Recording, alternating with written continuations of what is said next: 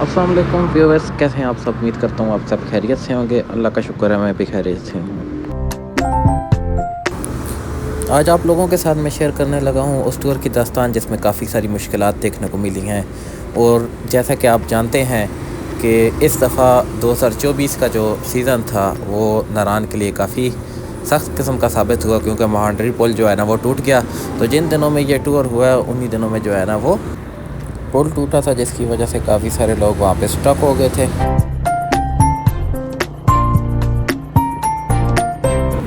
और उन्हीं लोगों में मैं भी शामिल था, क्योंकि मैं भी उन्हीं दिनों में नारान के ट्रिप पे गया हुआ था, जिसकी वजह से जैसे ही जिस दिन मेरी वापसी थी उसी दिन सुबह के टाइम पे पता चला कि महांडरी का पुल जो है वो टूट गया है और रास्ता बंद है। तो इस वजह से फिर वहीं रहे और एंजॉय किया इस टूर को, नारान को। तो चलते हैं, स्टार्ट करते हैं टूर की जर्नी को। टूर की इब्तिदा का टाइम हमने सुबह सवेरे रखा, लेकिन हस्बे मामूल कुछ दोस्त अहबाब जो है वो अपनी रिवायत को बरकरार रखते हुए उन्होंने टाइम पे आना गवारा ना किया और वो लेट आए, जिसकी वजह से इस टूर की इब्तिदा जो है ना वो लेट हो सकी।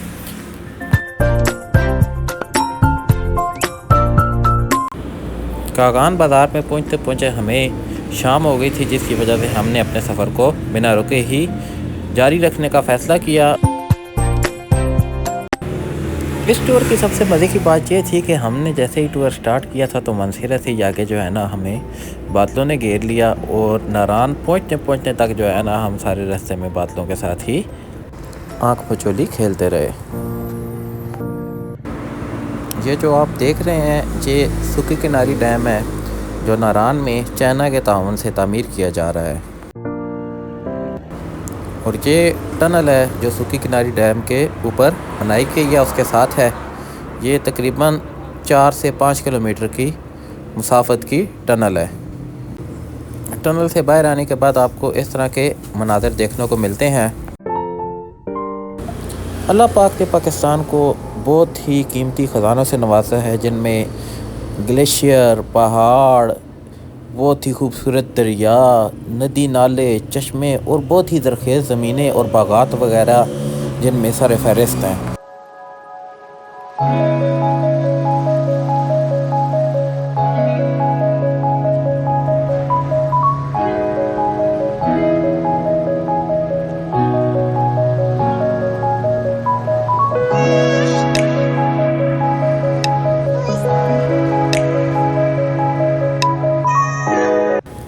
नारान पहुंचते ही सबसे जो पहला काम होता है वो होटल ढूंढना।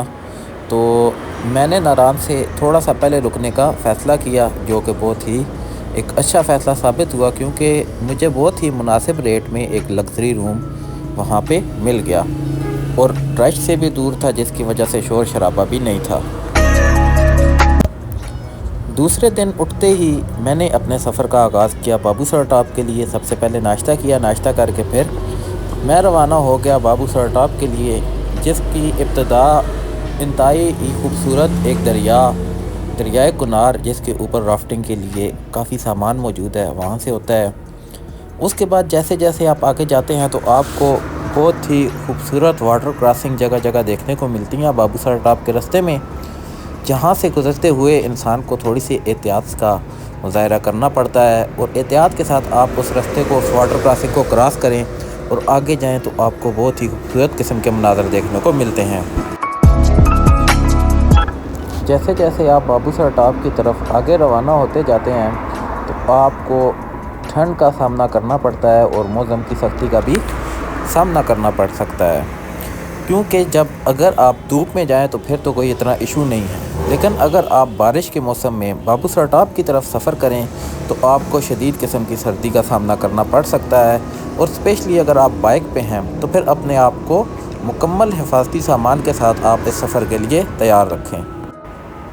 तीसरा दिन जो हमारी वापसी का दिन था, तो जैसे ही हम नारान से वापसी के लिए निकले तो हमें पता चला कि महांडरी पुल टूट चुका है। लेकिन हमने कहा कि हम जाके ख़ुद उस पुल को देखेंगे और सूरत हाल का जायज़ा लेंगे कि क्या हम इसी रास्ते से वापस जा सकते हैं या नहीं। तो जैसे ही हम महांडरी पहुँचे तो वहाँ पुल का ये नज़ारा हमें देखने को मिला।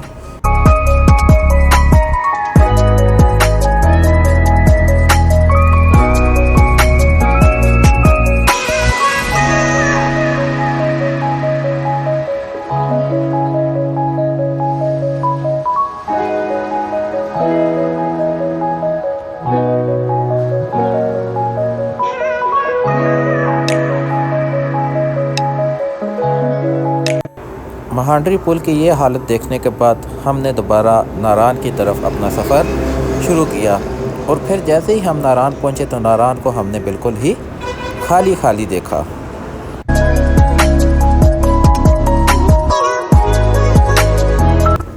नारान से वापसी का जो दूसरा रास्ता था वो फिर से बाबूसर टॉप से चलास पहुँच के और चलास से कराकरम हाईवे से आप वापस आ सकते हैं। तो इसी रास्ते को हमने भी इख्तियार किया और हमने अपने दोबारा सफ़र का आगाज़ किया बाबूसर टॉप के लिए। और जैसे ही हम बाबूसर टॉप पहुँचे तो हमें एक अलग ही बाबूसर टॉप देखने को मिला।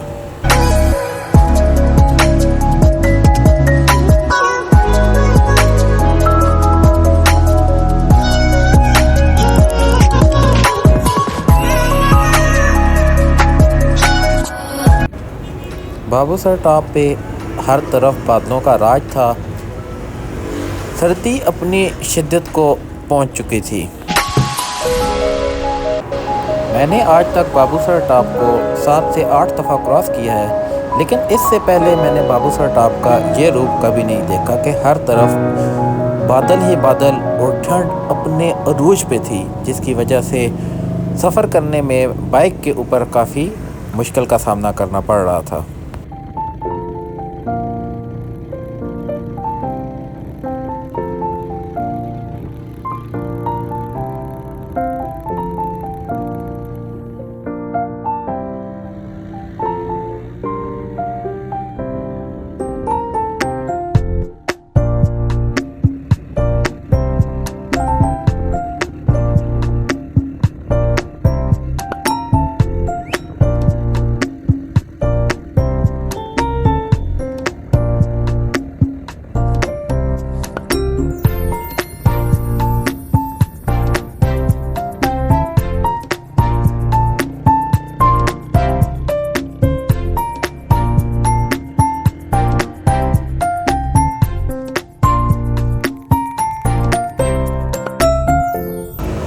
बाबूसर टॉप क्रॉस करने के बाद जैसे ही हम नीचे उतरे तो स्लोली मौसम मुतदिल होना शुरू हो गया, जिसकी वजह से सफ़र करने में काफ़ी आसानी होना शुरू हो गई। वक्त गुजरने के साथ साथ सफ़र की खूबसूरती में और मनाज़िर में इजाफ़ा होता जा रहा था, लेकिन दूसरी तरफ ये परेशानी भी लाहक हो रही थी कि वक्त तेज़ी से गुज़र रहा है और अंधेरा बढ़ता जा रहा है, क्योंकि हमारा अगला हदफ चलास में जाके एक मुनासिब और आरामदेह होटल देखना था, क्योंकि चलास में गर्मी की शिद्दत में काफ़ी हद तक इजाफ़ा होता है।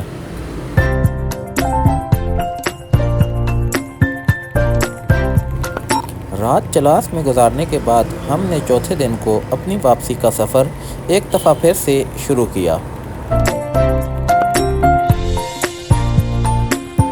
इससे पहले मैंने कराकरम हाईवे पे दासू तक सफ़र किया हुआ था, लेकिन दासू से आगे मैंने चलास तक कराकरम हाईवे पर सफ़र नहीं किया था, तो यहाँ के मनाज़र मेरे लिए बिल्कुल नए थे।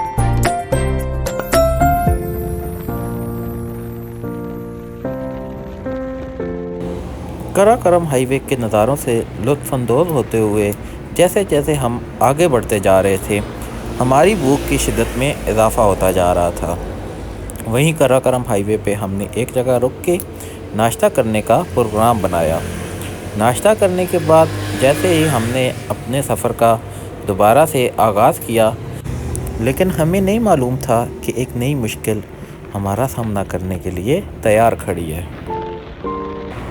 वो नई मुश्किल थी रोड के ऊपर होता हुआ कंस्ट्रक्शन का काम, जिसकी वजह से रोड को 4 से 5 घंटों के लिए दिन के टाइम और रात के टाइम पे बंद कर दिया जाता है।